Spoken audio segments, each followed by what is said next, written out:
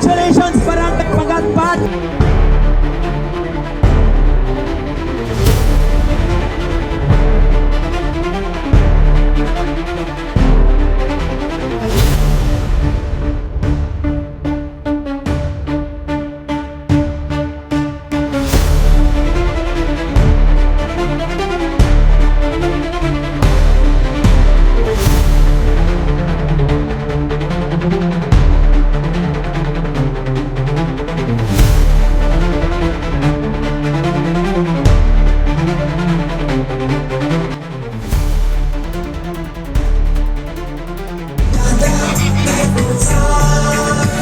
Dili na nako dugayon pa mga igsoon ang atong gihulatan, our second termer Congressman Attorney Rodan Suan. Atong palakpakan mga igsoon.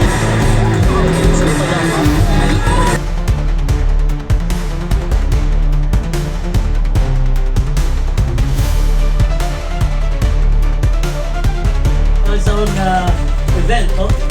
Sa brave act nga ginahimo karon ni Congressman Rodan Suan sa pag-turnover aning controversial karon sa atong nasod nga flood control projects.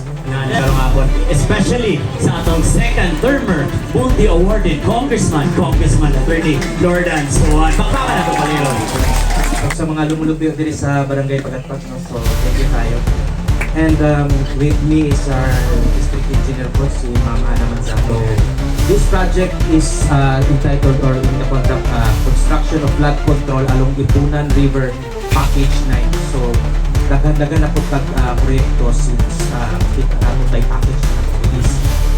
So ang ato ang feature ani nga project is una is ang contract amount appropriation ani is up to 160 million with a contract amount of about 145 million. So ang atong project is akong explain lang atong safety features is nag-drive ta una og sheet piles to protect atong riverbanks for scouring. Nag-embank na ita og class 3 rocks for support and stability sa atong structure.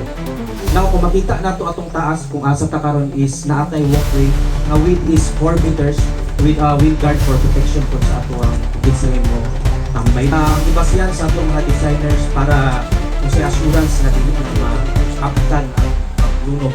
So, discharge niya nga ang flood level niya is napatay freeboard na 1.2. So, kung pinakataas nato is kanina nga kahit ipasubraan pa kita para assurance na wala tay mo overflow siya sa ato ang giprotektahan. Na sa atong Distrito 1, Congressman Attorney Rodan Suan, ngayong hapon, atong pinaka-aktibo sa mga kapitan sa barangay sa Pagatpat, very supportive kaayo sa katawan, Kapitan Gugoy Babaran. Uban sa kauban ako sa konseho kagawad Ray Mabunay. O uban sa akong mga silingan dinhi sa Kamarahan. Natakaroon sa Kamarahan, sa unwang Kamarahan. Uyo kay ang Ginoo, naidagan kahoy sa palibot, nagtitumi ng nasangit. Uno mi kabuok, nagtagduwa-duwa mi sa among membro sa akong pamilya. Mabalaka ta kung natay gitaguan nga Ghost Project.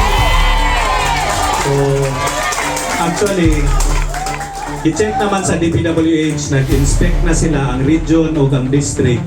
Kung naabagin tayo Ghost Project diri sa atong distrito, wala man tayo Ghost Project diri sa atwa. So dili lang ang DPWH mo'y nag-check, appeal po ng Office of the President, ang NEDA, o mga law enforcement agency, sekreto ayon ni diri sa atong distrito. I-check yun nila. Wala'y nakita na mga ghost project. Wala gyapon ko nahimutang. So ang akong chief of staff, ako yung gipasuroy. Kinahanglan gikan sa atong opisina, sa atong pagalimong mga mata, makita nato matag project nato nga flood control kung naabagin na siya or wala. So nisuroy sila pila ka semana, naatanan ang project. Sabi kay di mangyapon ko Nato, atong mamahan sa unang distrito sa Nakbayan sa Cagayan de Oro, Congressman Attorney Rodan Suan, atong mga kaulo Ni Kapitan Babaran. Sound check out. mga tao, palihog diri sa taha. Ayaw sa mo paglakaw, kaya namin giandam na snacks para kaninyo. Balik na sa bangko, kami ang mo serve kaninyo. Kay kalangla tayo mo na mo.